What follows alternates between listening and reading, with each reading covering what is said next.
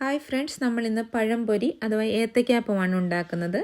അതിന് വേണ്ടുന്ന സാധനങ്ങൾ മഞ്ഞൾപ്പൊടി, എണ്ണ, ഉപ്പ്, പഞ്ചസാര, ഏലയ്ക്ക, ജീരകം, മൈദാപ്പൊടി, അതുപോലെ 5 ഏത്തയ്ക്ക അഥവാ നേന്ത്രപ്പഴമാണ് എടുത്തിരിക്കുന്നത്. ആദ്യം നമുക്ക് ഏലക്കയും ജീരകവും പൊടിച്ചെടുക്കാം. അതിനായി 3 ഏലക്കായും 1/4 ടീസ്പൂൺ ജീരകവുമാണ് എടുത്തിരിക്കുന്നത്.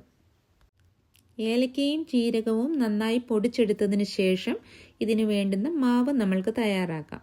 അതിന് ഞാൻ 1/4 കപ്പ് മൈദയാണ് എടുത്തിരിക്കുന്നത്. നിങ്ങൾക്ക് നല്ല ക്രിസ്പിയായ പഴംപൊരിയാണ് ഇഷ്ടമെങ്കിൽ അല്പം അരിപ്പൊടി കൂടി ചേർത്ത് കൊടുക്കാം.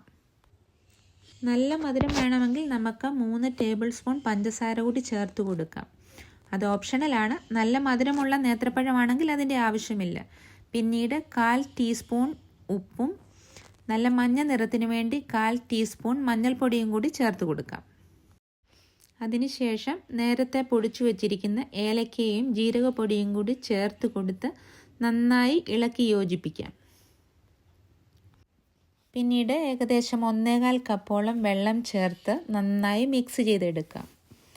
കറക്റ്റ് അളവിൽ വെള്ളം ചേർത്താൽ മാത്രമേ നമുക്ക് മാവ് നല്ല കൺസിസ്റ്റൻസിയിൽ തയ്യാറാക്കി എടുക്കാൻ പറ്റത്തുള്ളൂ.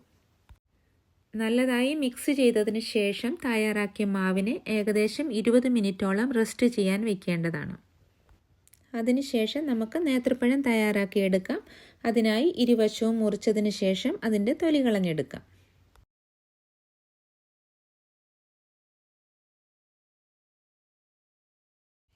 ഞാൻ 4 കഷ്ണങ്ങളായാണ് മുറിച്ചെടുക്കുന്നത്. നിങ്ങൾക്ക് നീളത്തിലും സ്ലൈസ് ചെയ്തെടുക്കാവുന്നതാണ്.